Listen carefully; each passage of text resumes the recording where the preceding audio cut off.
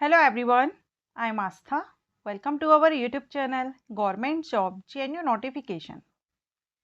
आज हम बात करेंगे BSF बॉर्डर सिक्योरिटी फोर्स में हेड कांस्टेबल RORM की जो पोस्ट है इसके बारे में हम जानकारी लेने वाले हैं। आप जानते ही हैं कि अभी BSF RORM नोटिफिकेशन भी रिलीज किया गया है, तो बहुत से कैंडिडेट इसमें आवेदन करना चाह रहे होंगे क्योंकि ये जो पोस्ट है ये 12th लेवल की है। लेकिन इसमें वर्क आपको क्या करना होता है, क्या रिस्पॉन्सिबिलिटीज आपकी होती हैं, ये बहुत से कैंडिडेट को जानकारी नहीं है। तो आज का ये वीडियो आप सभी कैंडिडेट के लिए है जो कि SC-RORM पोस्ट के बारे में डिटेल में जानना चाहते हैं। एक और बात यहाँ पर कहना चाहूँगी कि ये जो पोस्ट है हेड कांस्टेबल RORM, ये सिर्फ BSF में ही नहीं होती है। जितने भी हमारे CAPFs हैं, सेंट्रल आर्म्ड पुलिस फोर्सेस हैं, CRPF है या अदर, इन सभी में RORM की पोस्ट रहती है। लेकिन अभी हम BSF की बात करेंगे क्योंकि अभी हाल ही में नोटिफिकेशन BSF की तरफ से रिलीज किया गया है। और जॉब प्रोफाइल की बात करें, वर्क की बात करें, तो ये सभी के लिए इक्वल होता है, एक समान होता है, कोई अंतर नहीं होता है कार्य में। आरओ का फुल फॉर्म होता है रेडियो ऑपरेटर और आरएम का फुल फॉर्म होता है रेडियो मैकेनिक। ये जो पोस्ट है आरओ एंड आरएम की, ये ग्रुप सी के अंतर्गत आती है। जो एससी है means head constable RORM group C की पोस्ट होती है जो कि सिग्नल डिपार्टमेंट। अब अगर हम देखें डिफेंस में, तो चाहे BSF हो, आर्मी हो, CRPF हो, सभी में अलग अलग डिपार्टमेंट्स होते हैं, विभाग होते हैं। तो ये जो पोस्ट आपकी RORM रहती है ये सिग्नल डिपार्टमेंट में आती है। एक मिनिस्ट्रियल होता है जो ऑफिस में वर्क करते हैं, एक आपका GD स्टाफ होता है जिसका फील्ड वर्क रहता है, और एक सिग्नल विभाग भी होता है जिसमें RORM जो सिग्नल रिसीव करते हैं, जो मैसेजेस होते हैं उनके आगे हम जानेंगे क्या वर्क रहता है। तो ये सिग्नल डिपार्टमेंट के अंतर्गत ग्रुप सी की पोस्ट रहती है BSF में। अब अगर हम दोनों के वर्क की बात करें तो पहले हम head constable RO radio operator के वर्क के बारे में देखेंगे। तो रेडियो ऑपरेटर का मुख्य रूप से जो कार्य है वो कम्युनिकेशन से जुड़ा है, संचार से। जैसा कि हमने देखा कि ये पोस्ट सिग्नल डिपार्टमेंट के अंतर्गत आती है। तो जैसे कि रेडियो उपकरण का जो संचालन है, BSF के द्वारा उपयोग किए जाने वाले जो भी रेडियो संचार उपकरण हैं उनको स्थापित करना, उनको सुनिश्चित यानी मेंटेनेंस से रिलेटेड आपका वर्क अलग रहेगा, लेकिन मैनेजमेंट जो मैसेजेस हैं उनका आदान प्रदान, सेंड करना, रिसीव करना, गोपनीय संदेशों के साथ साथ सभी प्रकार के जो भी मैसेजेस होते हैं वो आप सिग्नल विभाग के द्वारा ही, जब हमें किसी को सेंड करना है तो ये सिग्नल विभाग में जो RO रहते हैं वही ये मैसेजेस को रिसीव करते हैं और सेंड करते हैं। रेडियो पर होने वाले सभी प्रकार के कम्युनिकेशन का जो रिकॉर्ड है वो इनको रखना होता है, बाकायदा डेट वगैरह के साथ सारा रिकॉर्ड इनके रखना होता है। कम्युनिकेशन की सुरक्षा यानी जो भी आपके बीच में मैसेजेस का आदान प्रदान हो रहा है वो लीक नहीं होना चाहिए। सुरक्षा की दृष्टि से इसको बहुत ही गोपनीय रखना, ये सारी रिस्पॉन्सिबिलिटी RO की रहती है। अब बात करेंगे RM रेडियो जो रेडियो मेंटेनेंस है, मैकेनिक है, सॉरी, रेडियो मैकेनिक। तो रेडियो मैकेनिक का कार्य, अब देखिए रेडियो ऑपरेटर क्या है, वो ऑपरेट कर रहे हैं, जो भी मैसेजेस आप रिसीव कर रहे हैं, सेंड कर रहे हैं, ये रेडियो ऑपरेटर का वर्क हो गया। लेकिन जो उपकरण का यूज वहां पर किया जा रहा है, जो जितने भी इंस्ट्रूमेंट हैं, जो भी यूज हो रहा है, उन सभी की केयर यानी उनके मेंटेनेंस के लिए, उनके रख रखाव के लिए भी एक पोस्ट रहती है, वो है रेडियो मैकेनिक की। रेडियो मैकेनिक, मैकेनिक के नाम से ही आप समझ रहे हैं कि जो भी उपकरण हैं उनके रखरखाव, उनके मेंटेनेंस मींस मरम्मत से संबंधित है।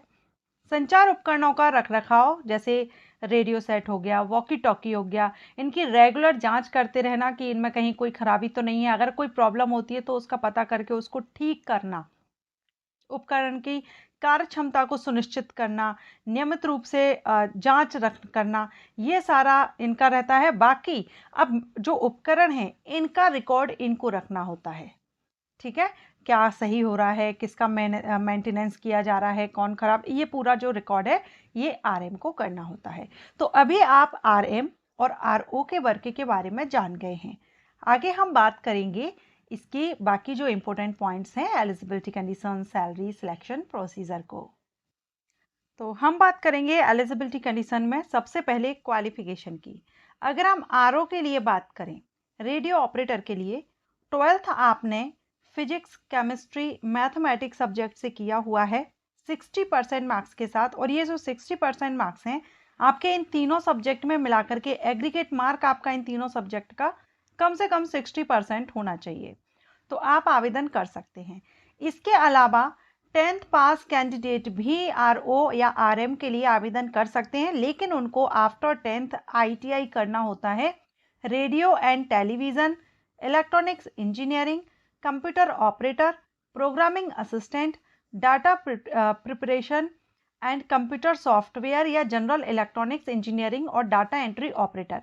इनमें से किसी से भी आपका आईटीआई हो तो भी आप आवेदन कर सकते हैं। तो हम कह सकते हैं कि 12th के बाद भी आप आरओ के लिए रेडियो ऑपरेटर बन सकते हैं, और आफ्टर 10th अगर आप आईटीआई इन ट्रेड से कर लेते हैं तो आप आरओ बन सकते हैं। अब बात करेंगे एससीआरएम की। तो एससीआरएम के लिए भी सेम क्वालिफिकेशन रखी गई है। आरओ या फिर आरएम, आप दोनों में से किसी के लिए भी अप्लाई करना चाहें, आप सेम क्वालिफिकेशन है, लेकिन यहाँ पर एक ट्रेड ऐड किया गया है, फिटर का, इंफॉर्मेशन टेक्नोलॉजी। यहाँ पर कुछ ट्रेड चेंज हुए हैं, तो इनमें से अगर आपने किया है तो आप आरएम के लिए एलिजिबल हो जाते हैं। अब बात करते हैं एज लिमिट की। अनरिजर्व कैटेगरी के लिए एज 18 से 25 वर्ष होती है, ओबीसी के लिए 18 से 28, एससी एसटी के लिए 18 से 30 साल होती है। अगर आप रिजर्व कैटेगरी से हैं तो यहाँ पर आप देख सकते हैं, वैसे यहाँ पर आपको मेंशन कर ही दिया है, ठीक है, लेकिन छूट आपको कितनी मिल रही है तो आप ऊपर से यहाँ से भी आप देख सकते हैं, और आप चाहें तो इसको भी चेकआउट कर सकते हैं। बाकी कुछ एक्स सर्विसमैन, कैंडिडेट, एलडीसी, इनके लिए भी छूट दी जाती है, तो वो आप यहाँ पर देख पा रहे हैं। अब अगर हम बात करें सैलरी की, तो हेड कांस्टेबल आरओ की पोस्ट हो या आरएम की पोस्ट हो, दोनों के लिए लेवल 4 से ही सैलरी रहती है। 25,500 आपका बेसिक पे रहता है इनिशियल, बाकी अदर अलाउंसेस वगैरह आपके इसमें ऐड किए जाते हैं जो आप यहाँ पर देख रहे हैं। सो बेसिक पे आपका 25,500 से स्टार्टिंग रहती है। बात करेंगे सिलेक्शन प्रोसीजर की, तो इसमें आपका सिलेक्शन प्रोसीजर सबसे पहले आपका पीईटी पीएचटी होता है, उसके बाद होता है रिटन एग्जामिनेशन, उसके बाद आपका डिक्टेशन वगैरह रहेगा, टाइपिंग वगैरह रहेगा, और डॉक्यूमेंट वेरिफिकेशन, मेडिकल एग्जामिनेशन।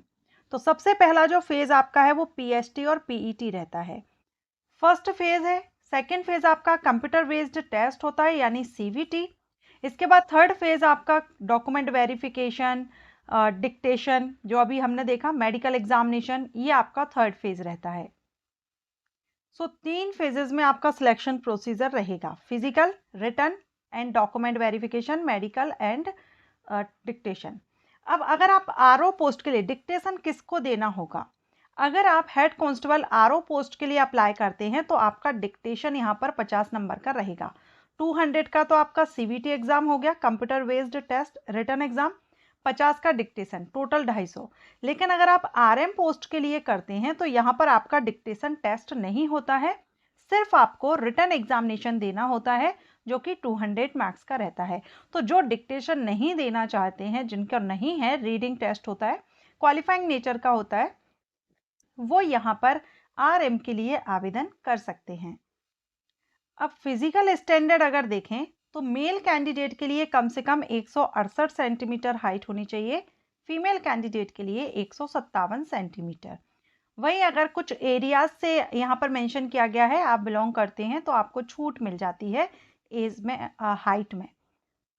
इसके बाद है यहाँ पर वेट, ठीक है, वेट नहीं है। नेक्स्ट देखते हैं पीएसटी, तो आप यहाँ पर हाइट वगैरह देख ही रहे हैं। पीईटी को कवर करेंगे, फिजिकल एफिशिएंसी टेस्ट। पीईटी और पीएचटी आपके साथ में होते हैं, पहले पीएचटी उसके बाद पीईटी। मेल कैंडिडेट को 1.6 किलोमीटर की रनिंग 6.5 मिनट में करनी होती है, और फीमेल को 800 मीटर की रनिंग 4 मिनट में करनी होती है। लॉन्ग जंप, हाई जंप, ये दोनों के लिए रहते हैं, 3-3 चांसेस में दिए जाते हैं। जो एक्स सर्विसमैन कैंडिडेट होते हैं उनको यहाँ पर फिजिकल जो टेस्ट है, फिजिकल एफिशिएंसी टेस्ट, इसमें छूट रहती है, उनको ये टेस्ट नहीं देना होता है। सेकेंड फेज आपका रिटन एग्जामिनेशन होता है, 2 घंटे का ये रिटन एग्जामिनेशन होता है। हिंदी और इंग्लिश दोनों ही लैंग्वेज में क्वेश्चन पेपर रहता है, जिसमें आपके 4 पार्ट रहते हैं, फिजिक्स, मैथ, केमिस्ट्री, इंग्लिश और जीके। सबसे ज़्यादा क्वेश्चन फिजिक्स से किए जाते हैं। टोटल 100 क्वेश्चन 200 मार्क्स के रहते हैं। 12th स्टैंडर्ड का आपका एग्ज़ाम रहता है एंड इसमें आपकी नेगेटिव मार्किंग भी रहती है। 0.25 मार्क डिटेक्ट किया जाता है गलत आंसर देने पर। अगर आप सही देते हैं तो 2 नंबर आपको मिलते हैं। और लास्ट में होता है आपका थर्ड फेज, जो कि आपका डॉक्यूमेंट वेरिफिकेशन वगैरह रहेगा, मेडिकल टेस्ट रहेगा। सो ये इस तरह से आपका सिलेक्शन प्रोसीजर रहता है। अब अगर आप अभी आवेदन करना चाहते हैं, क्योंकि वैकेंसीज आ चुकी हैं, एप्लीकेशन स्टार्ट हो चुके हैं, और आप 12th PCM साइट से हैं या फिर आप 10th प्लस ITI होल्डर हैं, तो आप इसमें आवेदन कर सकते हैं। मेल फीमेल दोनों ही कैंडिडेट एलिजिबल हैं।